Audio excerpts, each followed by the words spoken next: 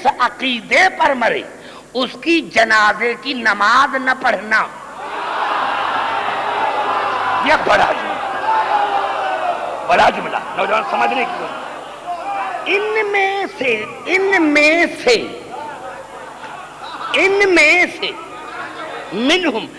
میں سے جو بھی اس عقیدے پر مرے اس کی جنازے کی نماز نہ پڑھنا، وَلَا تَقُمْ عَلَىٰ قَبْرِهِ، اور اس عقیدے پر جو بھی مرے اس کی قبر پر جا کر دعائے مغفرت نہ مانگنا۔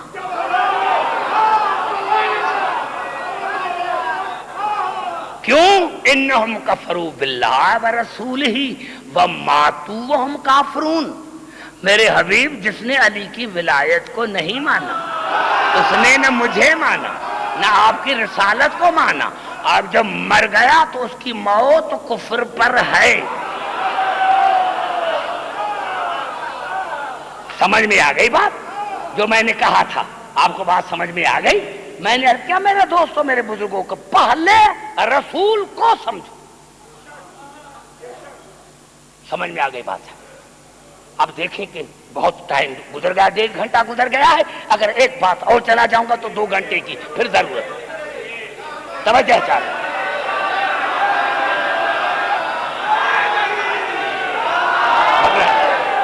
گھبرائیں نہیں۔ سمجھ میں آ گئی بات؟ پوری توجہ، گھبرائے نہیں میرے عرض۔ میں نے یہی عرض کیا تھا کہ اگر قرآن میں آیتیں نہ ہوتی، اب ایک آیت پڑھتا ہوں اور یہ وہ آیت ہے کہ جس کی تفسیر میں بھی اختلاف، قرآن حکیم کی یہ واحد آیت ہے جس پر تمام مسلمان بھائی متفق ہیں۔ گھبرا تو نہیں گے میرے بھائی؟ توجہ پوری توجہ۔ میں نے عرض کیا کہ قرآن حکیم کی یہ واحد آیت ہے، یہ واحد آیت ہے، قرآن حکیم کی یہ واحد آیت ہے جس کی تفسیر میں بھی کسی مسلمان کو اختلاف نہیں ہے، اور وہ آیت ہے آیت مباہلہ۔ وہ آیت ہے آیت مباہلہ، وہ ہے آیت مباہلہ۔ اور قبلہ الفاظ کیا ہیں قرآن کے؟ اب آئیے توجہ، جہاں جہاں آواز آ رہی ہے جو میں نے عرض کیا جس پر میری گفتگو ہو رہی ہے، کیا ہے آواز؟ فمن حاجک فی من بعد ما جاک من العلم۔ میرے حبیب العلم کے بعد، العلم کے بعد، قرآن کے بعد، قرآن کے بعد اگر یہ نصرانی تم سے دلیل مانگتے ہیں قرآن کے بعد، قرآن کے بعد، بڑا جو قرآن کے بعد، قرآن کے بعد، فمن حاجک فیہ من بعد ما جاک من العلم، قرآن کے بعد، قرآن کے بعد اگر یہ نصرانی تم سے دلیل مانگتے ہیں، قرآن کے بعد 3 دن رسول قرآن پڑھتا رہا، 3 دن رسول قرآن پڑھتا رہا کہ عیسیٰ اللہ کا بیٹا نہیں ہے۔ ان مثل عیسیٰ عند اللہ کا مثل آدم خلقہ من تراب۔ جناب عیسیٰ کی مثال آدم جیسی ہے جس کو اللہ نے مٹی سے بنایا تھا۔ 3 دن رسول قرآن پڑھتا رہا، اور آیت نے کیا بتا جو پوری صحیح پوری آیت، میں آدھی آیت نہیں پڑھتا، پوری آیت، فمن حاجک فیہ من بعد ما جاک من العلم۔ میرے حبیب اگر قرآن کے بعد اگر تم سے کوئی دلیل مانگتی ہیں تو فقل تعالوا ندع ابنانا وابناءکم ونساءنا ونساءکم وانفسنا وانفسکم ثم نبتہل فنجعل لعنۃ اللہ علی الکاذبین۔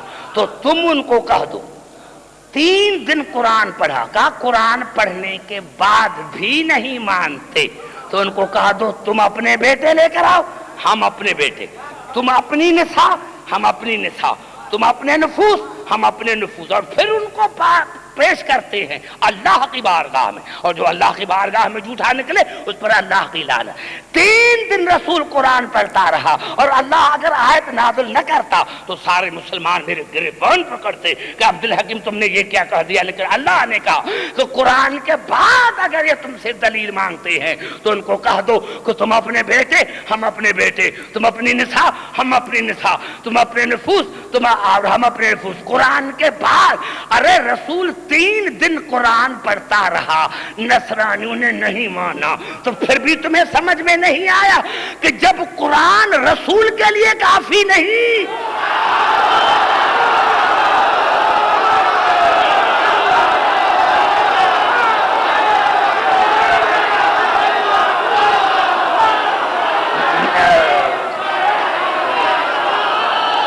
پھر بھی تمہیں سمجھ میں نہیں آئے کہ 3 دن رسول قرآن پڑھتا رہا،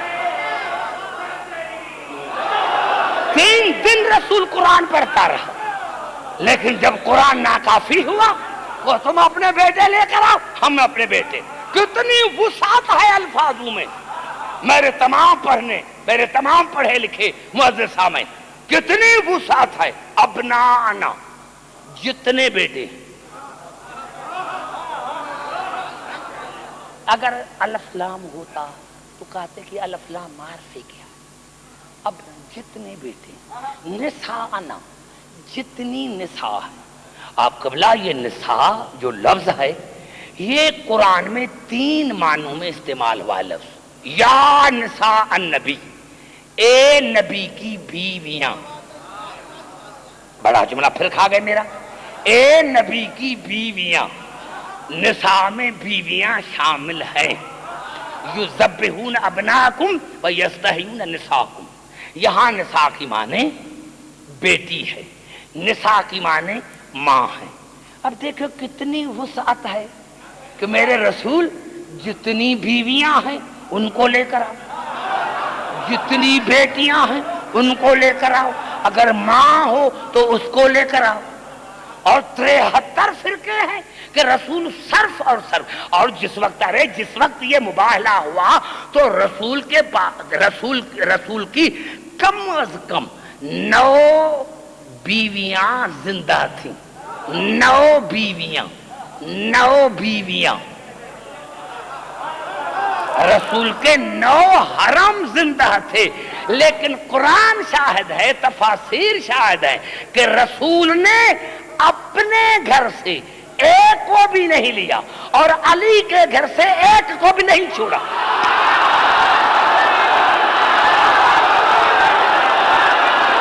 شاید گھبرا گئے میرے بھائی، سمجھ میں نہیں آ رہی ہے بات جو میرے سامنے بیٹھے؟ سمجھو میرے بھائی، میں نہ بولنے والوں کو آگے نہیں بٹھاتا، میں بڑا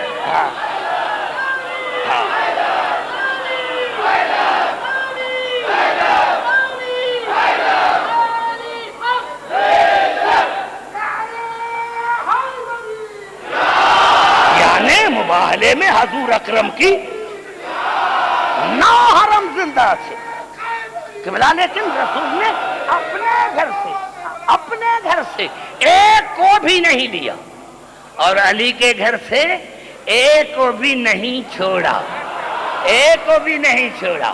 اور میں نے عالم تصور میں ابنا کی جگہ پر حسن اور حسین، نساء کی جگہ پر بطول، نفس کی جگہ پر علی، جتنی کتابیں ہیں مجھے کوئی دکھائے، جتنی تفاسیر ہیں مجھے کوئی دکھائے، میں مذہب چھوڑ دوں، خطابت چھوڑ دوں۔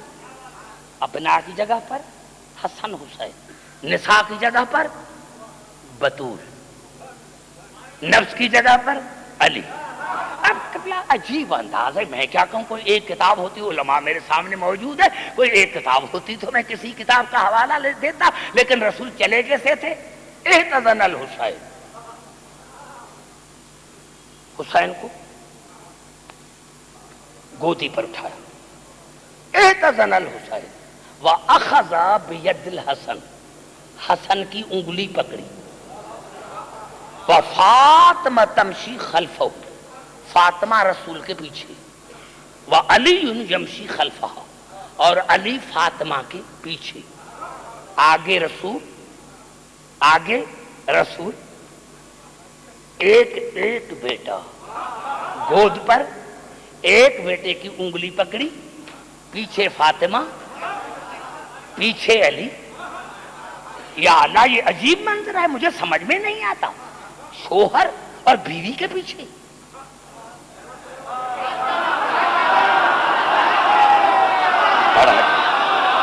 یا اللہ یا اللہ یہ کیا ہے؟ آگے آگے رسول، پیچھے بطول، پیچھے علی.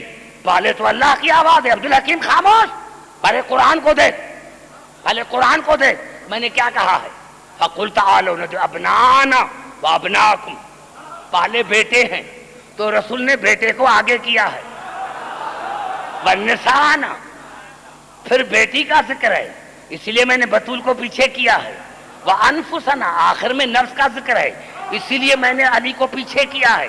تاکہ آج میں دنیا کو بتلاؤں کہ اہل بیت وہ ہوتے ہیں کہ جہاں جن کے قرآن صامت میں اور قرآن ناطق میں کوئی فرق نہ ہو.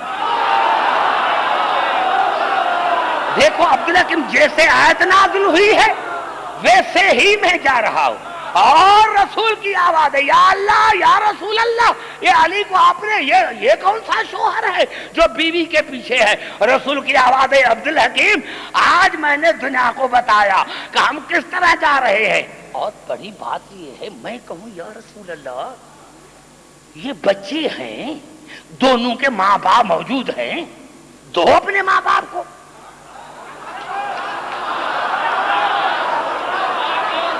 تو اپنے ماں باپ کو، یہ بچے ہیں، ماں بھی موجود ہے، باپ بھی موجود ہے. دو باپ کو دو بچہ، دو بیٹی کو دو بچہ. یہ آپ نے دونوں بچوں کو ایک کو گود پر اٹھایا، دوسری کو انگلی میں. رسول کی آواز ہے عبدالحکیم تجھے مسلمانوں کے مزاج کا پتہ نہیں. اگر یہ بچے ماں باپ کے پاس ہوتے تو کل آپ کو مسلمان کہیں گے. ارے یہ بچے ہوتے ہیں، جہاں ماں باپ جاتے ہیں وہاں ضد کر.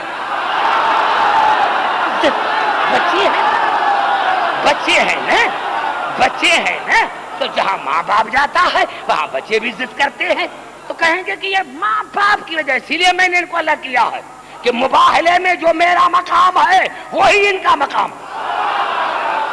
بڑا جملہ ہے یہ، جو میرا مقام ہے وہ ان بچوں کا مقام ہے. مباہلے میں جو میرا مقام ہے وہی بطول کا مقام ہے، وہی علی کا مقام ہے. اور اسی طرح میں نے آگے ہو کر بطول کو درمیان میں لا کر، علی کو پیچھے لا کر عالم انسانیت کو بتایا کہ جب دنیا آگے سے دیکھے تو اس کی نظر نبوت پر پڑے، اور جب پیچھے سے دیکھے تو امامت پر پڑے.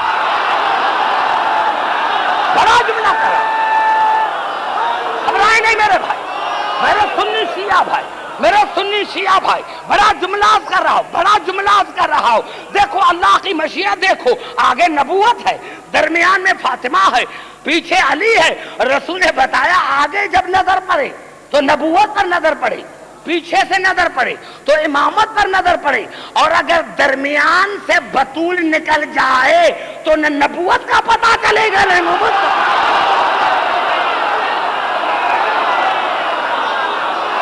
نعرہ حیدری.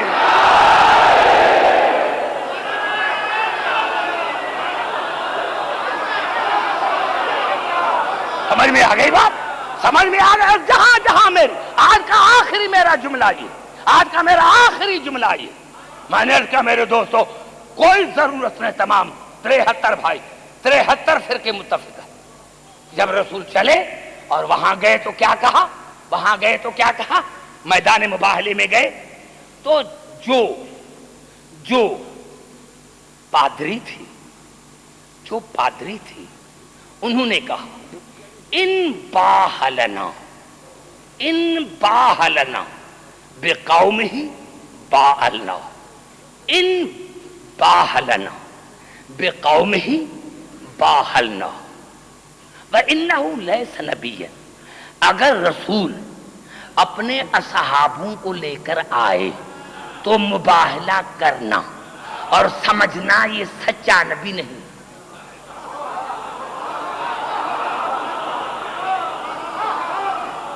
ہزاروں کے تعداد میں بیٹھے ہوئے اتنا بڑا مجمع. میں نے کیا لفظ ہے؟ ان باہلنا بقومہ باہلنا فإنہ لیس نبیا. کتنا بڑا جملہ ہے جو قیامت تک کام آئے. ہر دور میں یہ جملہ کام آئے گا. اگر محمد اصحاب کو لے کر آئے, قوم کو لے کر آئے, تو مباہلہ کرنا اور سمجھنا کہ یہ سچا نبی نہیں ہے.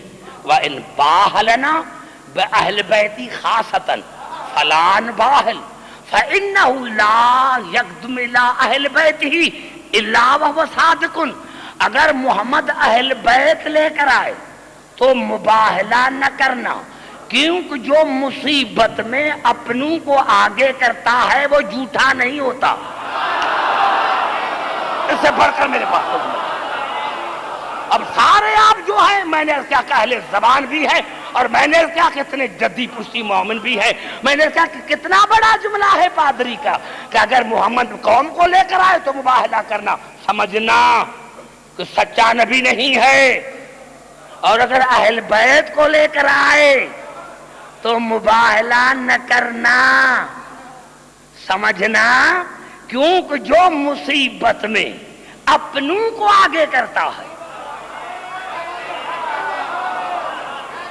جو مصیبت میں اہل بیت کو آگے کرتا ہے وہ سچا ہوتا ہے, جھوٹا نہیں. میں حیران ہوں, جب یہ آئے تو دیکھا کہ ان سے مباہلہ نہ کرنا, میں ایسے چہرے دیکھ رہا ہوں, میں حیران ہوا, یا اللہ یہ ہیں تو پادری, لیکن ان کو بھی اتنی عقل ہے کہ اہل بیت کون ہے, اصحاب کون ہے. اور 1400 برس گزرنے کے بعد بھی مسلمانوں کو تعصب میں یہ سمجھ میں نہیں آیا کہ اہل بیت کون ہے, صحاب کون ہے. اور جب رسول پہنچے تو یہ تمام مسلمان بھائیوں کے کتابوں میں کہ حضور اکرم نے کیا فرمایا, یا علیو یا فاطمۃ یا حسن یا حسین فیضا انا دعوت فامنو. اے علی, اے فاطمہ, اے حسن, اے حسین, جب میں رسول دعا مانگوں تو تم آمین کہنا, اسی لیے کہ آج میں اپنی دعا میں تمہیں وسیلہ بنا رہا ہوں. پوری توجہ میرے مسلمان بھائی, یہ عجیب جملہ ہے. اے علی, اے علی, اے حسن, اے فاطمہ, اے حسن اور حسین, جب میں رسول دعا مانگوں تو تم آمین کہنا, کیونکہ میں اپنی دعا میں تمہیں وسیلہ بنا رہا ہوں. ارے میرا آج بھی عقیدہ ہے, اگر رسول ارادہ کرتا تو ایک نصرانی زمین پر نہ رہتا, نصرانیوں کی بیت ختم ہو جاتی. لیکن آج رسول نے تمہیں سمجھایا کہ جب تک میں رسول ان کو وسیلہ نہیں بناتا میری دعا مستجاب نہیں ہوتی. ارے ابھی جو پوری دنیا میں مسلمان پوری دنیا میں جو ذلیل ہو رہے ہیں, یہ اسی لیے ذلیل ہو رہے ہیں کہ اللہ نے کہا کہ میں تو رسول کی بھی دعا مستجاب نہیں کرتا جب تک علی کو, فاطمہ اور حسن حسین کو وسیلہ نہیں بناتے, تو میں تمہاری دعائیں کیسے مستجاب کروں. نعرہ حیدری.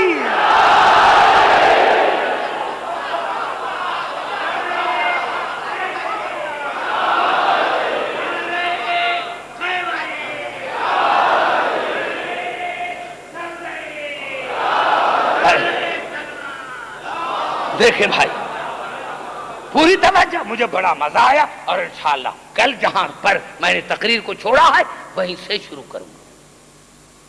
پتا چلا قرآن کافی نہیں ہے جب تک ان کے وارث نہ ہو. اور کل انشاءاللہ دعوت فکر آپ کو دوں گا, اور انشاءاللہ جو اگر تعصب کی عین کی اتار کر مسلمان سمجھے, تو میں سمجھتا ہوں کہ دین اتنا مشکل نہیں ہے جتنا مسلمانوں نے دین کو مشکل بنایا ہے. کیونکہ دیکھو میں نے اتنی آیتیں پڑھی, کتنی آیتیں میں نے پڑھی, تو کبھی اللہ نے کہا کہ یہ قرآن نور ہے, کہا نا اللہ نے یہ قرآن نور ہے, کبھی کہا کہ یہ قرآن طاہر ہے, کبھی کہا کہ یہ قرآن عظیم ہے, کبھی کہا کہ یہ قرآن شفا ہے, کبھی کہا کہ یہ قرآن رحمت ہے, کبھی کہا کہ یہ قرآن اعلیٰ ہے, کبھی کہا کہ یہ قرآن مبین ہے, کبھی کہا کہ یہ قرآن معجزہ ہے, کبھی کہا کہ یہ قرآن امر ہے, کبھی اللہ نے کہا کہ یہ قرآن ذکر ہے, کبھی اللہ نے کہا کہ یہ قرآن مشکل ہے. تو قبلہ اگر ان یہ 12 لفظ ہیں، اگر یہ لفظ 12 سمجھ میں آ جائے، یہ جو اضافتیں ہیں، یہ جو اضافتیں ہیں، یہ جو قرآن کی اضافتیں ہیں، اگر یہ قرآن کی اضافتیں سمجھ میں آ جائیں تو میں سمجھتا ہوں کہ بالکل آسان ہے دین سمجھ میں. تو میرے دوستو یہاں سے پتا چلا کہ یہ قرآن کی اضافتیں ہیں. قرآن نور ہے، طاہر ہے، شفا ہے، مبین ہے، اعلیٰ ہے، اور یہ قرآن ذکر ہے، یہ قرآن امر ہے، رحمت ہے، مبین ہے، مشکل ہے. تو اللہ نے کہا عبدالحکیم اس لیے تو میں نے کہا تھا کہ فَاسْأَلُوا أَهْلَ الذِّكْرِ إِن كُنتُمْ لَا تَعْلَمُونَ، اگر تم لا تعلمون ہو تو اہل ذکر ہے. تو اللہ نے فرمایا کہ عبدالحکیم دیکھو، اگر یہ قرآن نور ہے تو کسی مجسم نور سے پوچھو، اگر یہ قرآن طاہر ہے تو مرکز کسائے تطہیر سے پوچھو، اگر یہ قرآن نور ہے تو کسی مجسم نور سے پوچھو، اور اگر یہ قرآن طاہر ہے تو مرکز کسائے تطہیر سے پوچھو، اگر یہ قرآن شفا ہے تو مالک خاک شفا سے پوچھو، اگر یہ قرآن اعلیٰ ہے تو کسی مولا سے پوچھو، اگر یہ قرآن مبین ہے تو امام مبین سے پوچھو، اگر یہ قرآن رحمت ہے تو رحمت العالمین سے پوچھو، اگر یہ قرآن عظیم ہے تو نبل عظیم سے پوچھو، اور اگر یہ قرآن معجزہ ہے تو کسی معجز نما سے پوچھو، اگر یہ قرآن ذکر ہے تو اہل ذکر سے پوچھو، اگر یہ قرآن امر ہے تو اول الامر سے پوچھو، اگر یہ قرآن مشکل ہے تو کسی مشکل کشا سے پوچھو.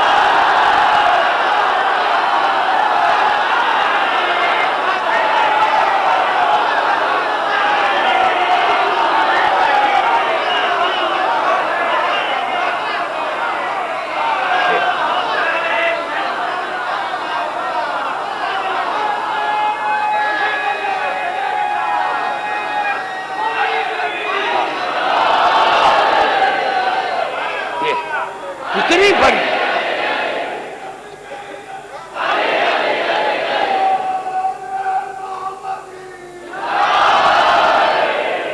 سمجھ میں آ گئی بات آپ کو؟ میں نے کیا میں نے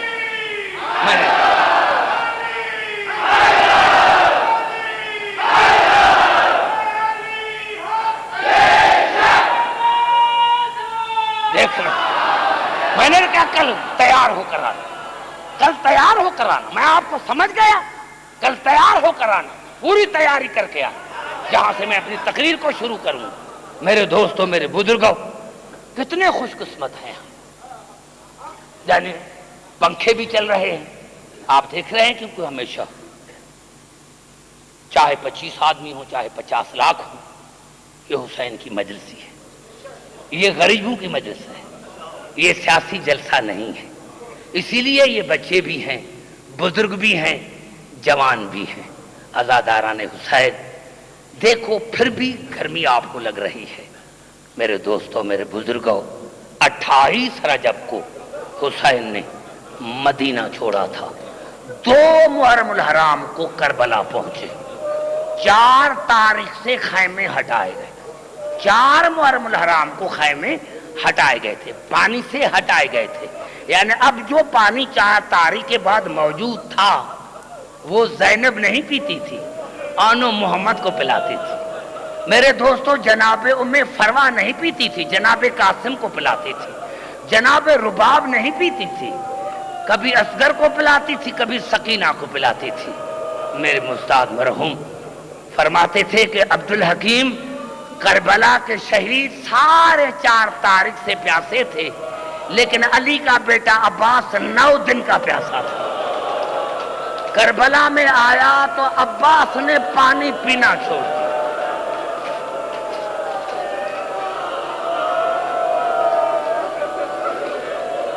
ہاں نوجوان، ہاں کربلا میں عباس آیا، ہر کربلا کا شہید 4 دن سے پیاسا تھا، 4 تاریخ سے پیاسا تھا، لیکن علی کا بیٹا عباس 9 دن کا پیاسا تھا. کربلا میں آیا، پانی نہیں پیا. ہاں مولا میں سمجھ گیا، تجھے واپس نہیں جانا.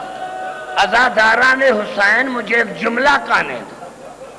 10ویں محرم کا سورج چڑھا، لاشوں کے اوپر لاشیں آنے لگے، اور عزاداران حسین ایک مرتبہ کربلا سے آواز آئی، حل من ناصری ینصرنا۔ آپ کو پتا ہوگا دو ہستیوں نے یہ غربت کا نعرہ لگایا، دو ہستیوں نے یہ غربت کا نعرہ لگایا۔ جنگ صفین میں میرے مولا علی نے یہ نعرہ لگایا تھا، لیکن جب جنگ صفین میں میرے مولا علی نے یہ نعرہ لگایا تھا تو 12,000 لشکر تھا، انہوں نے تلواریں نکالی۔ مولا آپ غربت کا نعرہ نہ لگائیں، پہلے ہمارے سروں کو قلم کریں پھر یہ نعرہ لگائیں۔ مولا علی تو بڑا خوش قسمت ہے کہ جب تم نے نعرہ لگایا تو آپ کے پاس 12,000 کا لشکر تھا، لیکن جب حسین نے نعرہ لگایا کوئی موجود نہیں تھا۔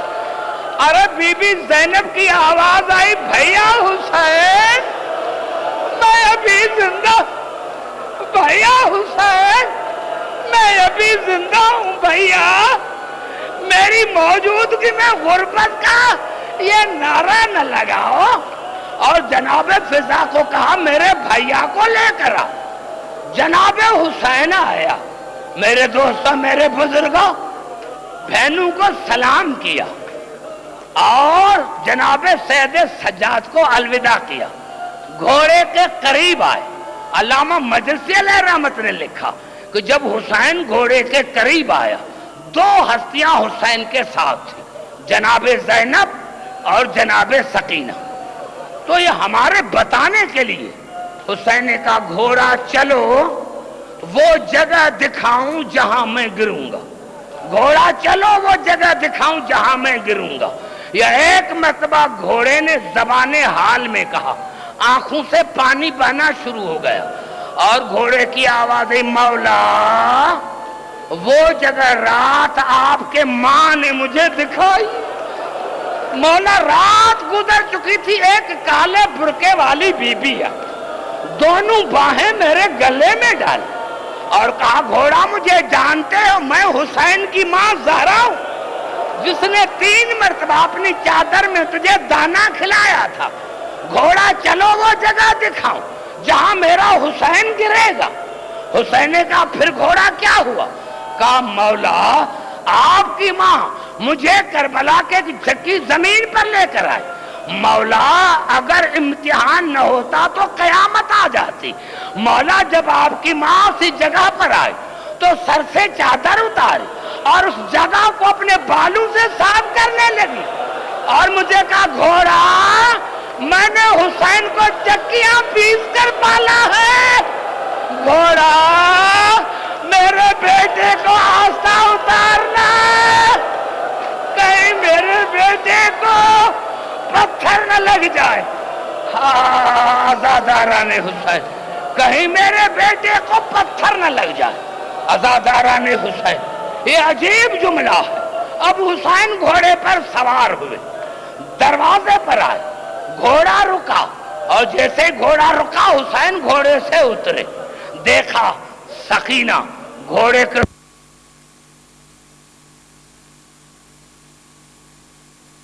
آسمان کی دیکھ کر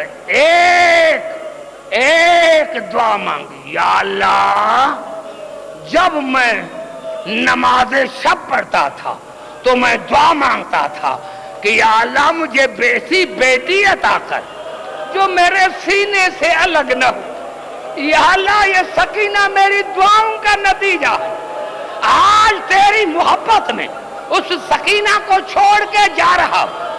اور کہا سکینہ بیٹے جاؤ جاؤ، سکینہ بیٹے جاؤ۔ بیٹا سکینہ آج کے بعد بھیا سے ضد نہ کرنا، جہاں کہے وہاں سو جانا، جنگل میں کہے سو جانا، اور آج کے بعد اپنے امی کے ساتھ سونا۔ تو کہا بابا امی کے ساتھ تو بھیا اصغر سوتا ہے، میں تو آپ کے ساتھ سوتی ہوں۔ تو کہا بیٹا آج کے بعد قیامت تک اصغر میرے ساتھ سوئے گا، تم ماں کے ساتھ سونا۔ عزاداران حسین، رب کعبہ کی قسم، اور رب کعبہ کی قسم، کسی نے میرے دوستوں میرے بزرگوں یزید نے شمر سے پوچھا تھا، شمر تو نے جو حسین کو قتل کیا کیسے قتل کیا؟ کہا یزید میں بڑا ظالم ہوں، میں نے حسین کو بڑی بے دردی سے قتل کیا۔ یزید جب کوئی حسین کے پاس نہیں گیا تو عمر بن سعد نے مجھے کہا، اور جب میں گیا تو بطول کا بیٹا سجدے میں تھا۔ کہا جیسے میں نے خنجر نکالا میں نے دیکھا 4 سال کی بچی دوڑتی ہوئی ہے، اپنی گردن کو حسین کی گردن پر رکھا اور کہا شمر میں حسین کی بیٹی سکینہ ہوں، میں حسین کی بیٹی سکینہ ہوں۔ تو یزید نے کہا شمر پھر تو نے کیا کیا؟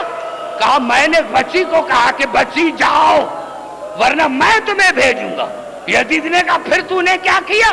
کہا جب میں نے بچی کو کہا کہ جاتی ہو یا میں تمہیں بھیجوں، تو بچی نے کہا یزید پہلے مجھے قتل کرو پھر میرے بابا کو قتل کرو۔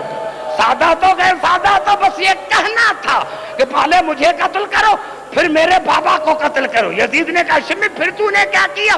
کہا میں نے بڑا ظلم کیا، میں نے 4 سال کی بچی کے بالوں میں ہاتھ ڈالا، اور قبلہ جو تبری میں ہے میں وہ نہیں پڑھوں گا کہ کہیں بطول ناراض نہ ہو جائے۔ تو کہا پھر کیا ہوا؟ کہا میں نے بچی کو جب بالوں میں ہاتھ ڈال کر اوپر کیا تو کہا کہ میں نے ایسے پھینکا کہ میں نے دیکھا کہ 3 مرتبہ سکینہ گر کر پھر اٹھی، گر کر پھر اٹھی، گر کر پھر اٹھی، اور کہا جو بچی کا بس نہ چلا تو کربلا کے میدان میں دوڑنے لگی، ہے کوئی میرے بابا کو بچانے والا؟ ہے کوئی میرے بابا کو بچانے والا؟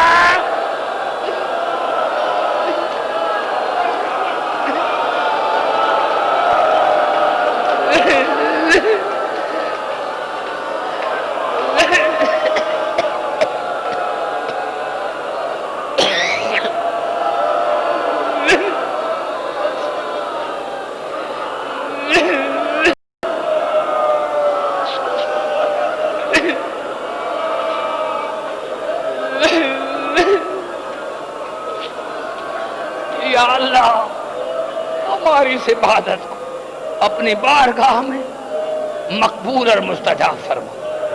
یا اللہ جو میرے سامنے بچے، بزرگ، نوجوان،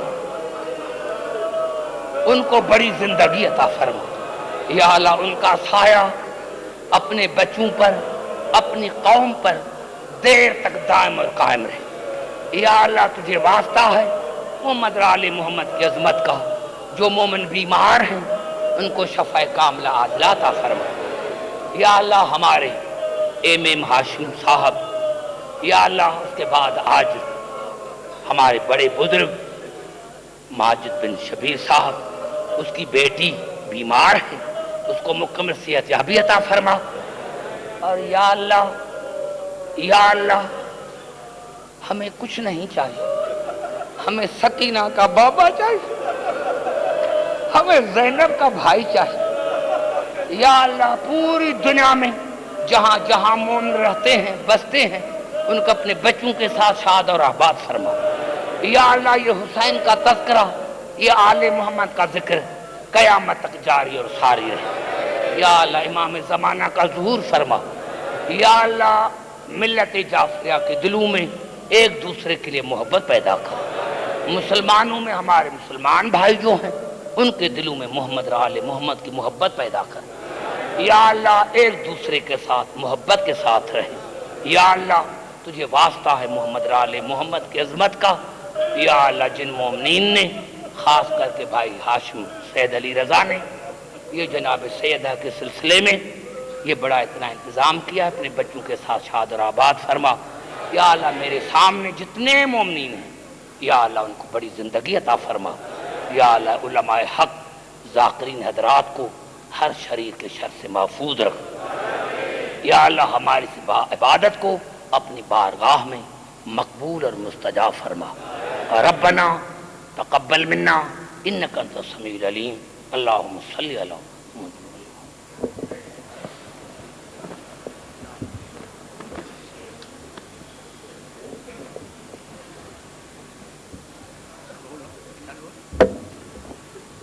واویلا